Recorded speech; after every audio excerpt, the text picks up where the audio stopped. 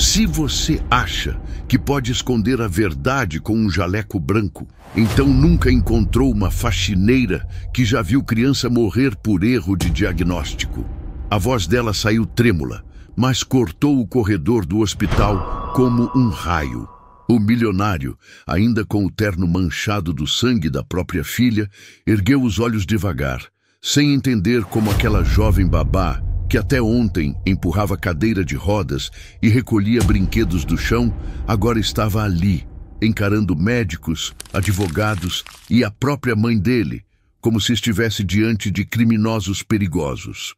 Do outro lado, a senhora elegante, a avó da menina, apertou a bolsa com tanta força que os nós dos dedos ficaram brancos. A babá segurava um envelope amassado, uma pasta de exames escondida há anos e um segredo que podia virar todo o império de cabeça para baixo. Mas, antes desse momento, ninguém fazia ideia de que o diagnóstico da menina era uma mentira cuidadosamente fabricada e que a primeira pessoa a desconfiar não foi médico nenhum, foi justamente quem ganhava a vida limpando os corredores da mansão. Antes de eu te contar essa história, me responde uma coisa. De onde você está assistindo a gente agora? E que horas são aí na sua cidade? Eu adoro ver de onde essas histórias conseguem chegar, porque às vezes o que une a gente é justamente isso. A coragem de recomeçar, mesmo quando tudo parece perdido. Então, antes de seguir, já curte o vídeo, se inscreve no canal e ativa o sininho, porque o que você vai ouvir agora vai te arrepiar dos pés à cabeça. Essa é a história de uma mulher que todo mundo subestimou. Helena tinha 7 anos e um olhar que parecia sempre pedir desculpa por existir. Era tão magrinha que qualquer abraço parecia um cuidado de cristal. E os médicos diziam que a doença rara degenerativa ia pouco a pouco roubando seus movimentos, suas forças, sua infância. Na mansão do pai milionário, tudo girava em torno dela e ao mesmo tempo nada realmente a alcançava. Cadeiras de rodas caras, aparelhos importados, remédios de nomes que ninguém sabia pronunciar, enfermeiras que ficavam alguns meses e sumiam, sempre com a mesma desculpa de esgotamento emocional. Helena não queria mais ir ao jardim, não queria brincar, não queria visitas. Ficava no quarto, cortinas fechadas, encarando o teto enquanto ouvia lá longe o som das festas que o pai organizava para fingir que a vida seguia normal. E nesse silêncio, a única coisa que parecia de fato piorar a cada dia não era o corpo da menina, era o medo que todos tinham de fazer a pergunta certa. Arthur, o pai, carregava no rosto o peso de quem errou feio no passado e agora tentava compensar com dinheiro. Tinha sido jovem, irresponsável, envolvido numa paixão rápida com uma mulher que desapareceu quando descobriu a gravidez. Quando Helena nasceu, ele decidiu assumir sozinho, bancando tudo e todos, custasse o que custasse. A única pessoa que nunca engoliu essa decisão foi Dona Brígida, a mãe dele, uma mulher de sorriso polido, vestidos impecáveis e um orgulho tão antigo quanto a fortuna da família. Para ela, Helena era um lembrete vivo de um desvio de rota, uma herdeira que não tinha o sangue certo para sentar na cadeira do império construído à base de contratos milionários. E talvez por isso foi tão fácil para Brígida se aproximar dos médicos, financiar pesquisas, escolher clínicas, sempre dizendo que fazia tudo pelo bem da neta, enquanto o filho, cego de culpa, assinava qualquer papel que colocassem na frente dele. Helena ouvira mais de uma vez conversas soltas pelo corredor. Ela não pode se cansar, ela não pode se expor ao sol, ela não pode viajar, ela não pode estudar na escola normal, ela não pode. Aos poucos, começou a acreditar que o mundo do lado de fora era um lugar proibido, um território hostil reservado para pessoas que sabiam andar sem ajuda. Com o tempo, parou de pedir para ver as amigas, parou de perguntar sobre a mãe, parou de sonhar com festas de aniversário no parque. Sua vida virou um calendário de consultas, exames e remédios que deixavam seu corpo ainda mais pesado, a cabeça embaralhada e o coração completamente desanimado. O que ninguém percebia é que quanto mais obedeciam cegamente ao diagnóstico, mais a menina desaparecia por dentro, como se alguém apagasse sua luz aos pouquinhos. A mansão, vista de fora, parecia cenário de filme. Jardim impecável, fontes ligadas, janelas enormes refletindo o céu. Por dentro, porém, havia coisas que não apareciam em nenhuma foto. Pastas de exames trancadas em gavetas, envelopes com resultados que não batiam, receitas repetidas demais para uma doença que, curiosamente, nunca tinha nome definitivo. Os médicos que vinham do exterior faziam conferências, tiravam fotos com um milionário agradecido, elogiavam a estrutura da casa adaptada para a cadeira de rodas, mas sempre saíam deixando mais perguntas do que respostas. E a cada nova consulta sem solução, Dona Brígida suspirava alto, colocava a mão dramática no peito e repetia: "Infelizmente, é uma condição sem cura. O que podemos fazer é dar conforto." O que ninguém imaginava é que conforto ali era a última coisa que ela realmente queria oferecer. As babás passavam como estações. Quase nenhuma suportava ficar tempo suficiente para entender o caos por trás da elegância. Algumas se assustavam com a presença constante de médicos. Outras, com o temperamento explosivo de Brígida. Outras ainda, com o silêncio quase fantasmagórico de Helena, que mal respondia quando alguém tentava conversar. Arthur, sempre ocupado com reuniões e viagens, confiava a educação da filha à equipe de enfermeiras, psicólogos, professores particulares e, claro, à mãe, que fazia questão de se colocar como guardião absoluto da rotina da menina.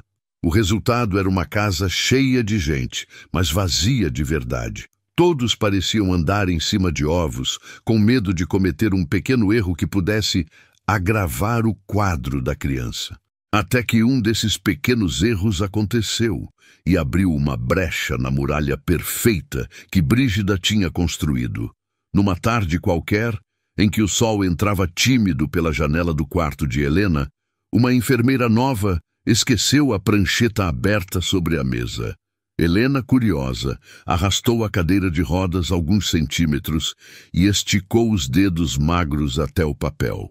Não entendia metade dos termos técnicos, mas uma frase escrita à caneta chamou a atenção. Sintomas incompatíveis com o laudo anterior. Sugerir nova avaliação. Possível erro de diagnóstico. O coração disparou como se, de repente, o mundo tivesse se movido alguns centímetros para o lado. Antes que pudesse ler o resto, a porta foi aberta com força. A enfermeira correu, arrancou o papel de suas mãos e, pálida, repetiu como um mantra: "Você não pode se cansar, Helena. Você não pode se cansar." Naquela noite, pela primeira vez, a menina chorou não de dor física, mas porque entendeu, no fundo, que havia algo muito errado e que ninguém parecia disposto a falar sobre isso. O que Helena não sabia era que do outro lado da cidade, uma jovem pegava 2 ônibus e um metrô com um currículo simples dobrado na bolsa, sem imaginar que, em poucas horas, iria entrar naquela mansão pela primeira vez. Ela não tinha sobrenome famoso, não vinha de nenhuma faculdade de ponta, não tinha indicação poderosa. Só carregava nas mãos um histórico de trabalhos como babá e faxineira, e na memória histórias que preferia nunca lembrar dos tempos em que foi voluntária num hospital improvisado no Haiti. Para ela, cuidar de crianças doentes não era teoria de livro, era cicatriz aberta. E por isso mesmo, quando viu o anúncio de emprego procurando alguém para cuidar de uma menina especial, com doença rara, em regime de dedicação total, sentiu um aperto no peito que não soube explicar. Na ficha, havia um espaço para experiências relevantes. Ela quase não escreveu nada. O que ela não tinha coragem de contar em papel era exatamente o que estava prestes a explodir a farsa montada naquela casa. Quando Lara desceu do carro em frente à mansão, sentiu por um segundo que estava no lugar errado. O portão alto, as câmeras discretas, o cheiro de jardim bem cuidado, Tudo parecia um cenário distante demais da realidade de onde ela vinha, feita de ônibus lotado, aluguel atrasado e marmita fria. Ela respirou fundo, ajeitou o uniforme azul simples que ela mesma tinha passado na noite anterior e repetiu mentalmente que era apenas mais um emprego.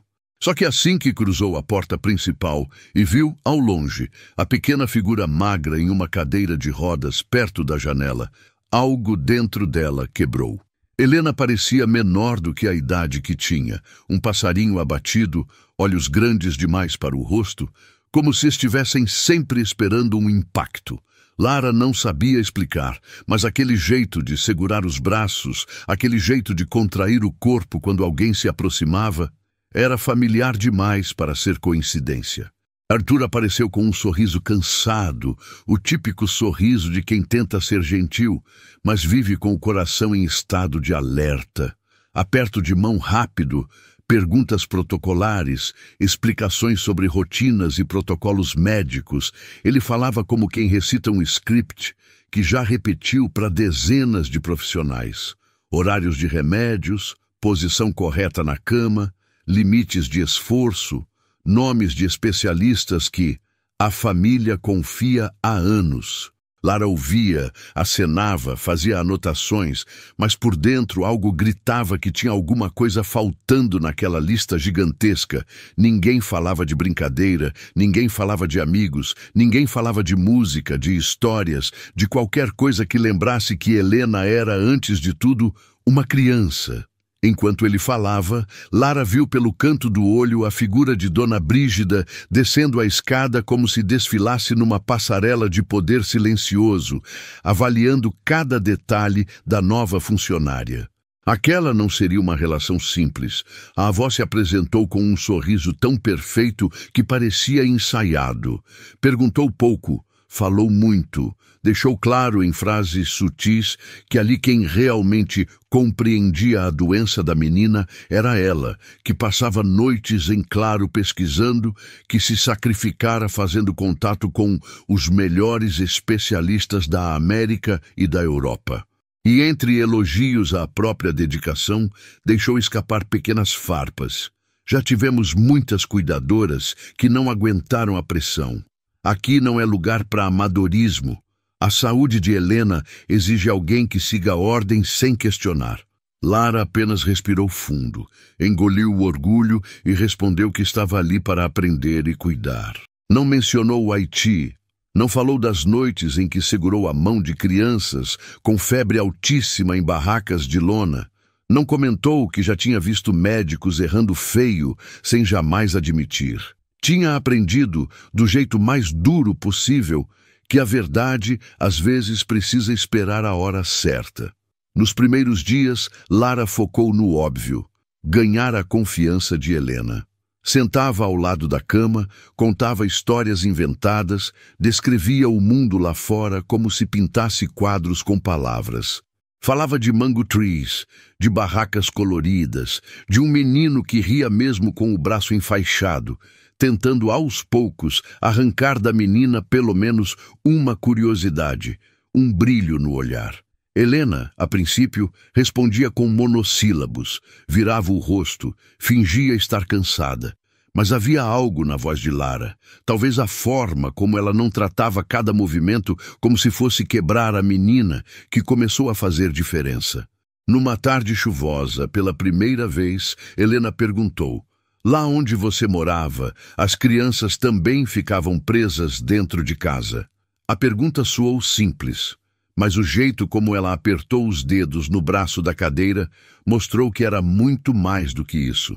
Foi quando Lara começou a reparar em detalhes que para qualquer outra pessoa pareceriam coincidência, mas para ela eram alarmes. Os horários dos remédios, por exemplo. Sempre que Helena tomava um determinado xarope antes das consultas, chegava ao médico mais lenta, mais fraca, com reflexos estranhamente diminuídos. Em dias em que, por algum motivo, o remédio atrasava, a menina parecia um pouco mais desperta, conseguia segurar o lápis por mais tempo, ria de alguma piada boba. Outro ponto: a presença da avó. Havia um perfume específico que Dona Brígida usava sempre nas vésperas de exames importantes. Um cheiro doce e enjoativo que, por alguma razão, Lara associou imediatamente a uma ala do hospital de campanha no Haiti, onde crianças eram medicadas com sedativos fortes para aguentar procedimentos. Não fazia sentido, até começar a fazer demais. Uma noite, enquanto organizava o armário de remédios, tarefa que Dona Brígida tinha relutado em delegar, mas acabara cedendo com um aviso severo de "não mexa no que está separado por cor", Lara encontrou 2 frascos aparentemente idênticos, com rótulos ligeiramente diferentes. Um deles descrevia um medicamento comum para controle de espasmos, o outro, um composto bem mais forte, usado como sedativo em casos específicos. A dose, no entanto, era a mesma anotada na planilha de Helena. Ela sentiu o sangue gelar, porque reconheceu o nome daquele sedativo de um prontuário que nunca conseguiu esquecer. O de uma menina haitiana que entrou andando no hospital improvisado e saiu de lá sem conseguir mover as pernas direito. Ali, naquele armário perfumado, cheio de etiquetas caprichadas, algo cheirava exatamente como cheirava naquela barraca de lona. Erro, descaso ou coisa pior. Lara poderia ter fingido que não viu. Poderia ter guardado o medo numa gaveta junto com os uniformes, seguir o roteiro, ganhar o salário e ir embora quando não aguentasse mais. Mas havia uma diferença enorme entre ela e todas as cuidadoras que tinham passado por ali. Lara já tinha enterrado uma criança por confiar demais em médicos que falavam difícil e prometera para si mesma, diante de uma cruz improvisada na terra batida, que nunca mais ia calar quando percebesse que algo não batia. Naquela noite, voltou para o quarto chorando em silêncio, enquanto Helena dormia profundamente sob efeito de remédios. Sentou-se na poltrona ao lado e ficou olhando para o rosto da menina, pensando em quantas coisas precisaria arriscar se decidisse investigar de verdade. O que ela ainda não sabia é que bem no fundo daquela casa havia alguém que já desconfiava que ela não era apenas mais uma babá. E para essa pessoa, isso era um problema grande demais para ser ignorado. A oportunidade para testar sua desconfiança veio numa manhã aparentemente comum. O médico da família, Dr. Álvaro, viria para mais uma avaliação de rotina. Sempre que ele chegava, a casa se transformava num pequeno teatro. Funcionários alinhados, Dona Brígida impecavelmente arrumada, Arthur tentando parecer otimista, Helena posicionada na sala principal como se fosse uma peça frágil em exposição. Naquele dia, porém, Lara decidiu quebrar um pequeno protocolo. Sabia o horário em que a avó costumava administrar o tal xarope antes da consulta e discretamente esqueceu o frasco dentro do armário trancado que só ela e Brígida mexiam. Quando a senhora desceu apressada para buscar o remédio, encontrou a porta emperrada, enquanto Lara fingia lutar com a chave. Minutos preciosos se passaram e, pela primeira vez em muito tempo, Helena foi examinada sem estar dopada. O resultado foi tão diferente que o médico franziu o senho visivelmente incomodado. "Ela está respondendo melhor aos estímulos hoje", comentou o Dr. Álvaro, enquanto pedia para Helena apertar seus dedos, levantar os braços, seguir a luz com os olhos. A menina, nervosa, mas mais consciente, conseguiu movimentos que ele não costumava registrar. Arthur sorriu aliviado, quase emocionado, como se visse ali uma porta entreaberta para uma esperança que tinha enterrado há anos. Dona Brígida, por outro lado, empalideceu. "Talvez ela esteja apenas em um dia bom", apressou-se em dizer com um riso nervoso. "A doença é traiçoeira. Não podemos nos iludir." Lara observava tudo em silêncio, decorando cada expressão, cada olhar atravessado, cada tentativa da avó de desviar a atenção para qualquer assunto que não fosse a melhora sutil, mas real, da neta. Pela primeira vez, alguém ali parecia disposto a admitir que algo estava mudando. E isso, para quem precisava manter uma mentira, era perigosíssimo. Depois da consulta, enquanto Arthur acompanhava o médico até o portão, Lara foi chamada com urgência à cozinha. Encontrou Dona Brígida sozinha, com o frasco de xarope na mão e os olhos estreitos. "Você está mexendo no que não entende", disse com a voz quase sussurrada, mas carregada de ameaça. "Essas doses foram calculadas pelos melhores especialistas. Não é uma faxineira que vai questionar."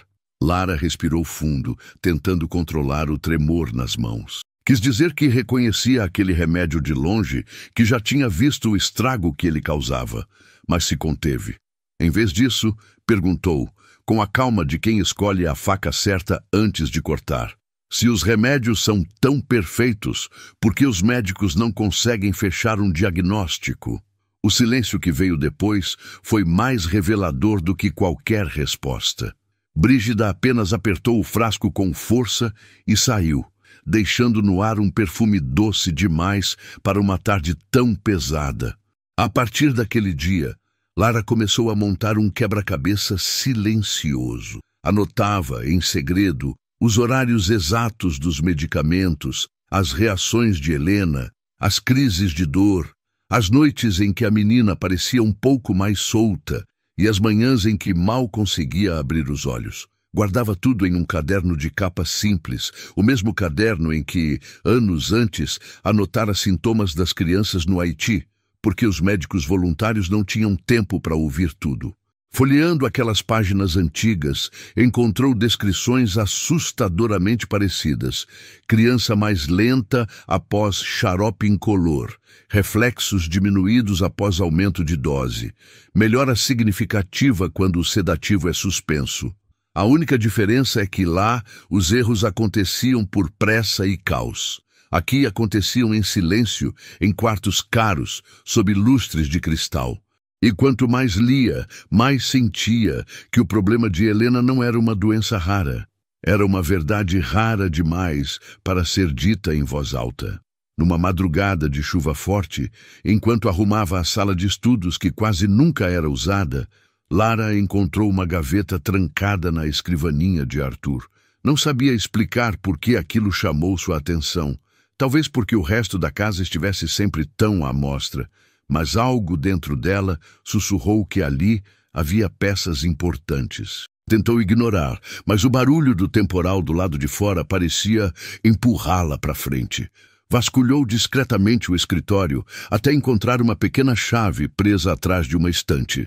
Quando finalmente a gaveta se abriu, o que viu fez seu estômago gelar.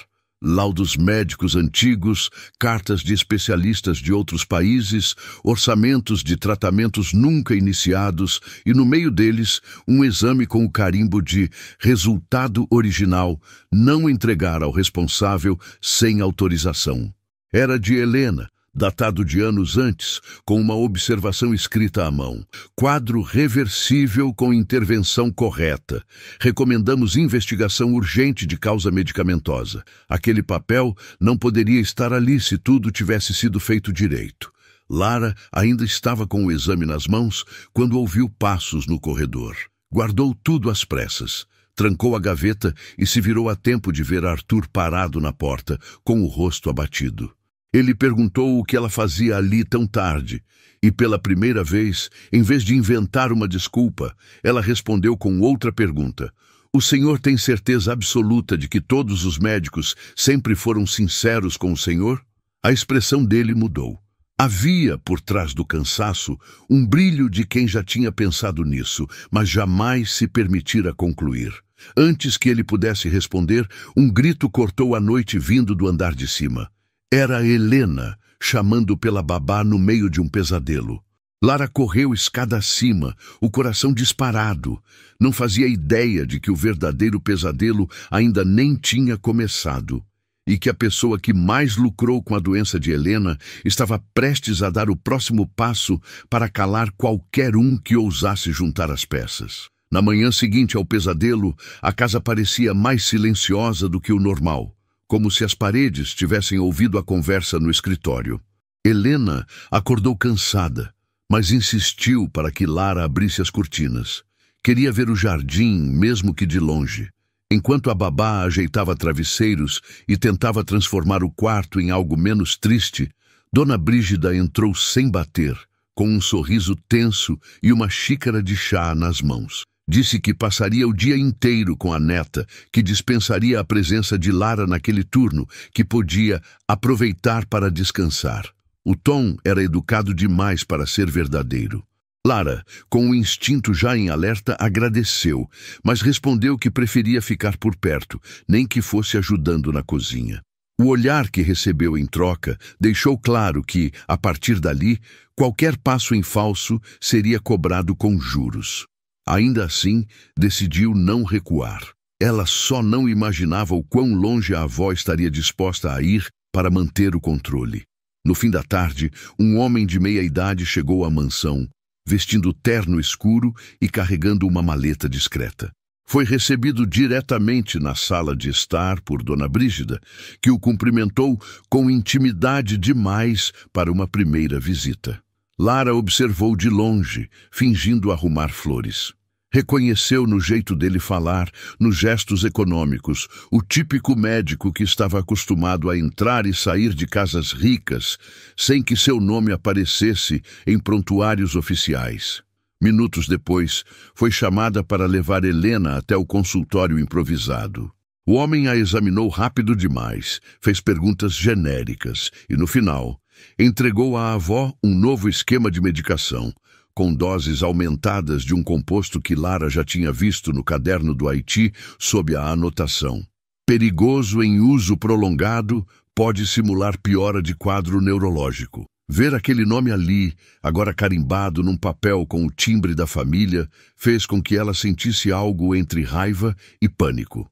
Naquela noite, Lara tomou uma decisão que mudaria tudo. Fotografou, com o próprio celular, cada um dos exames antigos, prescrições e anotações que tinha encontrado na gaveta de Arthur.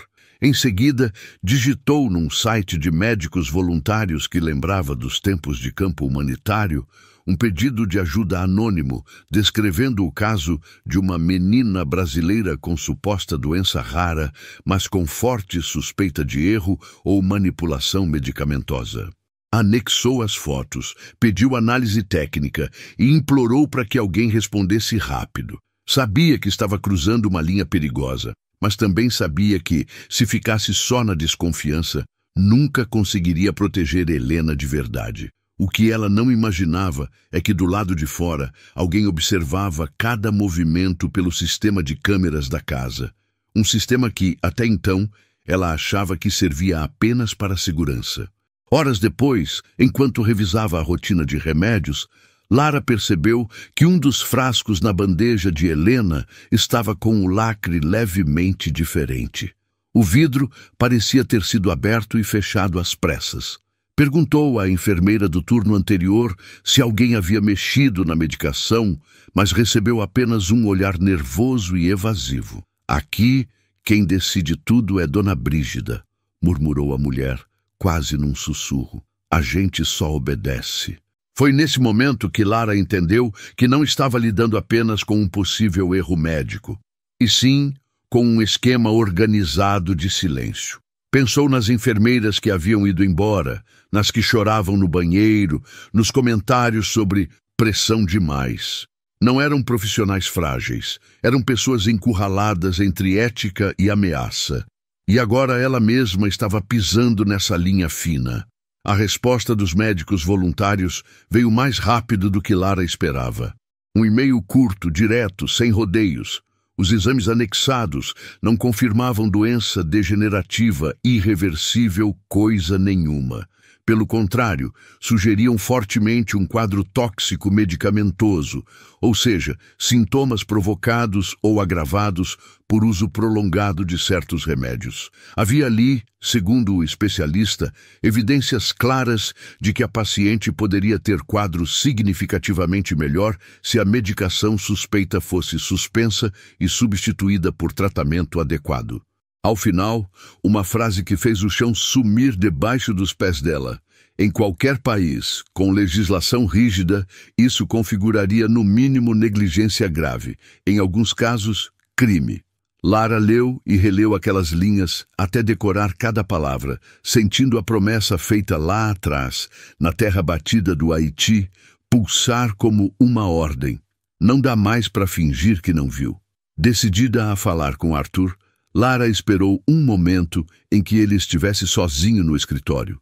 Entrou com o celular nas mãos, o e-mail aberto, os olhos marejados. Contou em poucos minutos sobre o armário de remédios, sobre o exame antigo, sobre o médico da maleta discreta, sobre a análise dos voluntários. Arthur ouviu em silêncio, os ombros caindo um pouco mais a cada frase.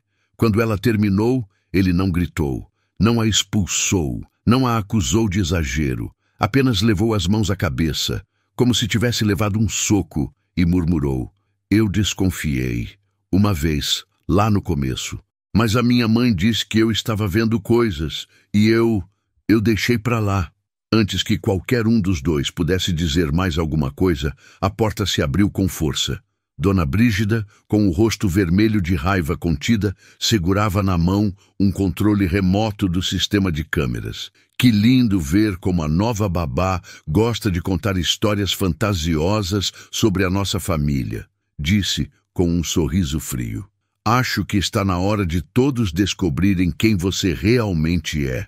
Naquela noite, a mansão virou palco de um teatro macabro montado com precisão.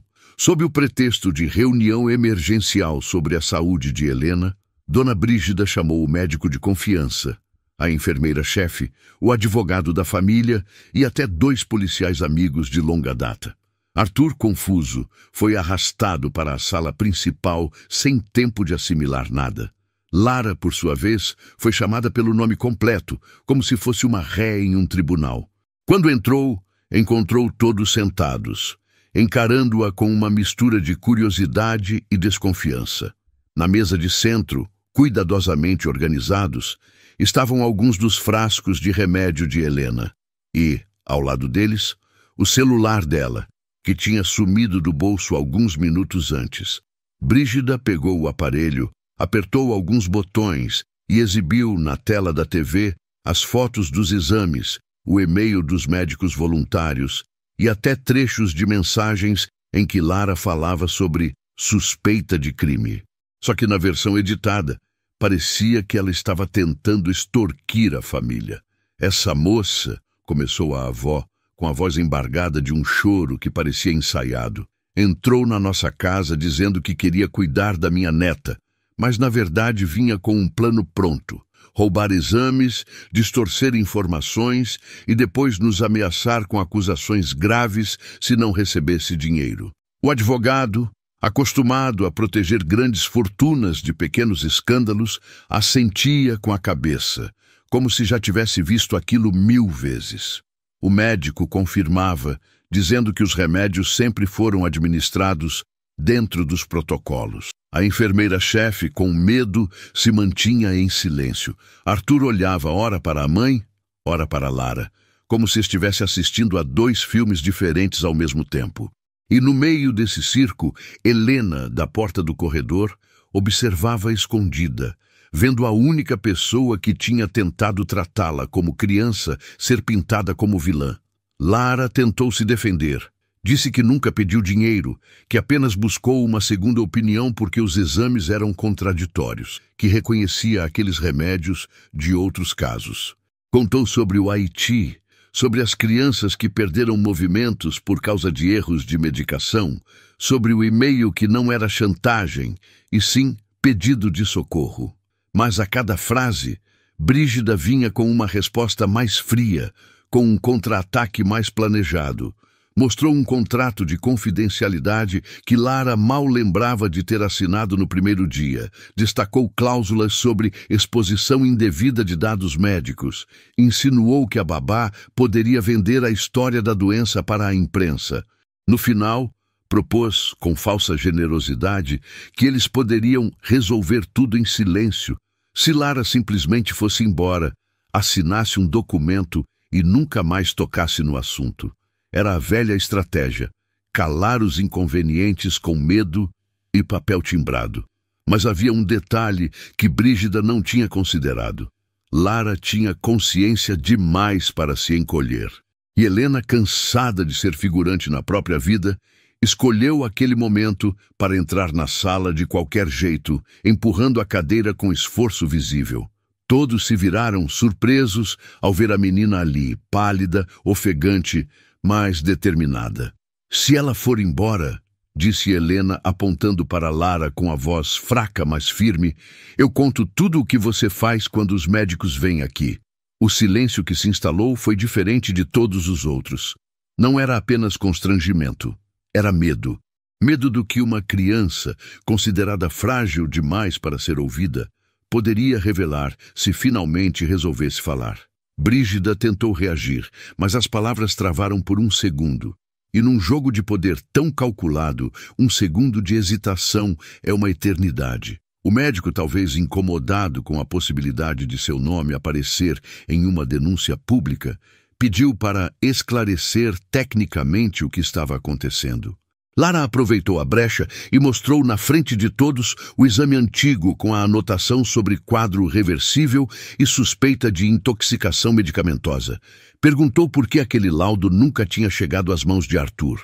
O médico gaguejou, falou de falhas administrativas, culpou a clínica, culpou a burocracia, mas evitou encarar o milionário nos olhos. O advogado, percebendo que a história podia ganhar um rumo perigoso, sugeriu que tudo fosse analisado com calma, antes de qualquer acusação formal. Só que o tempo de calma tinha acabado. Helena começou a passar mal ali mesmo no meio da sala, talvez pelo esforço de estar ali, talvez pelo peso daquele segredo escancarado. E foi nesse momento, com todos em pânico, que a verdade decidiu cobrar sua fatura de uma forma que ninguém conseguiu controlar. Helena desmaiou na cadeira, o corpo mole, a cabeça tombando para o lado. Brígida se desesperou de um jeito que ninguém esperava, gritando por ambulância, por enfermeira, por qualquer coisa que parecesse uma solução rápida. Lara, no entanto, viu ali algo que os outros não viram. A menina estava com lábios levemente roxos e respiração estranha, sinais que ela reconhecia dos tempos de campo. Chegou mais perto, verificou o frasco do remédio que tinham dado horas antes e sentiu o cheiro que nunca mais tinha esquecido. A dose estava alta demais, perigosamente alta. Gritou para que parassem de enfiar mais medicamentos, mandou trazer água fria, tentou manter as vias respiratórias desobstruídas. Os médicos hesitaram, surpresos com a segurança dela, mas o olhar de Arthur, misto de medo e confiança, fez com que atendessem. Em minutos que pareceram horas, a ambulância chegou. Enquanto Helena era levada, segurando a mão de Lara com a pouca força que restava, a avó, do alto de sua pose desmoronando, percebeu que tinha perdido algo que nenhum dinheiro compraria de volta: o controle absoluto da narrativa. O hospital público para onde Helena foi levada não tinha o luxo da mansão, mas tinha algo que, até então, faltara em toda a história. Médicos que não deviam favores à família e que se importavam mais com prontuário do que com sobrenome. Lá os exames foram refeitos do zero, sem nenhuma prescrição antiga como base. Lara mostrou o laudo escondido, o e-mail dos voluntários, as fotos dos frascos de remédio. Um jovem neurologista, ao ler tudo, franziu o senho com indignação visível e soltou, quase sem acreditar: "Isso aqui não é doença degenerativa irreversível. Isso aqui é um quadro misto com intoxicação crônica. Se a medicação for ajustada e a fisioterapia for feita direito, essa menina pode recuperar muito mais do que tiraram dela todos esses anos." Arthur chorou como criança ao ouvir aquilo, não só pelo alívio de ver uma porta de saída, mas pela culpa esmagadora de ter confiado cegamente em quem dizia protegê-lo. A investigação que se seguiu foi uma avalanche. O neurologista encaminhou o caso para o Conselho de Ética, que, por sua vez, abriu processo contra o médico de confiança da família e pediu acesso aos arquivos da clínica particular. Descobriram, em poucas semanas, um padrão de pacientes com diagnósticos raros e tratamentos caros, todos com laudos que favoreciam o uso prolongado de determinadas medicações, coincidentemente, fornecidas por laboratórios ligados a conhecidos de Dona Brígida.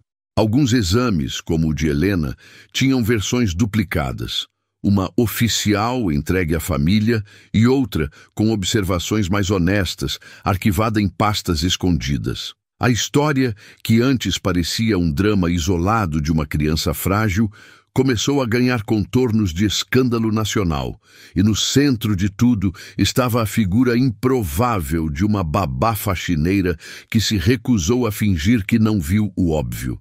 Brígida, inicialmente, tentou manter a pose.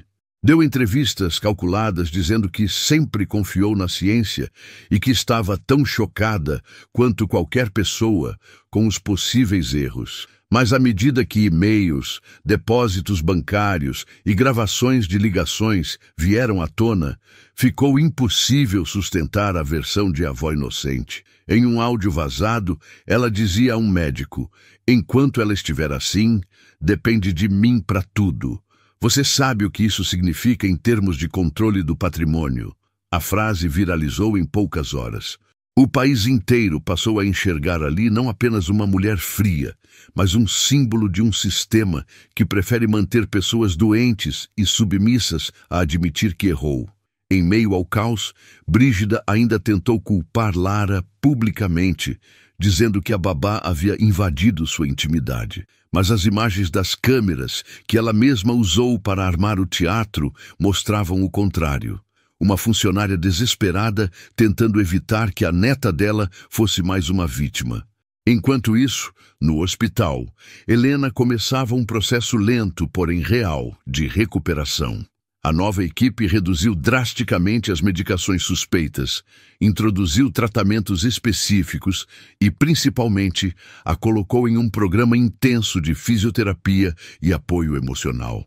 Nos primeiros dias, sem os remédios pesados, o corpo dela tremia, acostumado à sedação constante. Mas aos poucos, algo incrível aconteceu. A menina começou a sentir forças em lugares que achava que estavam mortos. Primeiro, mexeu os dedos com mais firmeza. Depois, conseguiu levantar um pouco os braços. Um mês depois, com muito esforço e o apoio de barras paralelas, deu os primeiros passos titubeantes que deveriam ter acontecido anos antes. Cada movimento era uma acusação silenciosa contra todos que haviam lucrado com a sua imobilidade. E em cada sessão, lá estava Lara, segurando a cintura dela, repetindo baixinho: "Ninguém mais vai prender você numa cadeira que não te pertence." Arthur, destruído por dentro, não fugiu da própria responsabilidade. Pediu desculpas à filha não uma, mas 1000 vezes, chorando tanto que, em alguns momentos, Helena é que precisou consolá-lo. Publicamente, rompeu com todos os médicos envolvidos, afastou-se dos negócios por um tempo e colaborou com as investigações contra a clínica e contra a própria mãe. Foi chamado de ingrato, de traidor da família, de fraco. Mas ele sabia que seguir fingindo que não via seria condenar a filha a uma prisão vitalícia. Em uma coletiva de imprensa, ao ser questionado sobre por que acreditou mais em uma babá do que em especialistas renomados, respondeu com uma frase que virou manchete: "Porque ela foi a única que olhou para minha filha como pessoa, não como fonte de lucro." E quando alguém disposto a limpar o chão da sua casa nota uma sujeira que você não quer ver, o mínimo que você deve fazer é escutar. Lara, por sua vez, jamais imaginou o que viria depois. De quase acusada de chantagem, virou peça-chave em investigações, foi convidada para falar em conferências sobre erro médico e negligência, recebeu propostas de emprego em clínicas sérias, mas recusou a maioria. Não queria se transformar em celebridade de tragédia. Queria garantir que Helena tivesse finalmente uma vida normal. Aceitou, porém, um convite que mudou tudo. Arthur decidiu criar uma fundação em nome da filha, focada em crianças com diagnósticos suspeitos e acesso limitado à segunda opinião. E pediu para que Lara fosse a coordenadora dos projetos de campo. justamente por causa da experiência no Haiti e da coragem que ela tivera de, mais uma vez, se jogar na lama para desenterrar a verdade. De uniformes azuis e luvas de faxina, ela passou a usar crachá de diretora de programas. Mas para Helena, continuava sendo a babá que salvou minha vida. Meses depois, num fim de tarde tranquilo, as duas caminharam.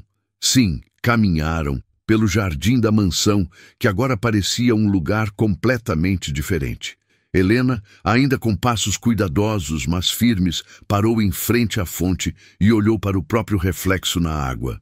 "Você acha que um dia eu vou conseguir correr?" perguntou com um sorriso tímido. Lara respondeu que sim, mas que mesmo que levasse tempo, o importante é que agora cada passo seria dela, não de uma cadeira empurrada por culpa ou ganância. Do outro lado, a casa já não tinha a presença imponente de Dona Brígida. A antiga matriarca aguardava julgamento, cercada por advogados, talvez pela primeira vez tendo que encarar um tipo de poder que não se compra. O poder da verdade dita em voz alta. Ao final, quando a história virou matéria de documentário, os narradores tentaram resumir tudo em estatísticas, termos jurídicos, diagnósticos corrigidos. Mas quem realmente entendeu o que aconteceu ali, sabe que esse caso nunca foi só sobre remédios errados ou legados disputados. Foi sobre o que acontece quando uma pessoa improvável, com um uniforme simples e passado que ninguém valoriza, decide não baixar a cabeça diante de uma mentira confortável. Foi sobre uma menina que quase teve a vida roubada por dentro, mas que encontrou, justamente na faxineira babá, que o sistema sempre subestima, a chave para sair da cadeira e ocupar o lugar que sempre foi dela. Não o de herdeira de um império, mas o de dona da própria história. Porque, no fim das contas, o mundo pode até tentar calar quem fala baixo, mas nunca consegue silenciar por muito tempo quem aprendeu a enxergar o que os outros fingem não ver. E é por isso que sempre que alguém disser que faxineira é só faxineira, tem uma Helena pronta para responder: foi uma faxineira que me devolveu as pernas e a vida. E agora, me diz você, o que teria feito no lugar da babá? Se essa história te emocionou, toca no coração aí embaixo, deixa o seu like e comenta qual foi o momento que mais te arrepiou. E se você ainda não é inscrito, vem fazer parte dessa família de histórias que provam que o impossível pode acontecer, porque todo dia, aqui, a gente conta histórias reais que parecem saídas de um filme. Ativa o sininho, compartilha com quem acredita em recomeços.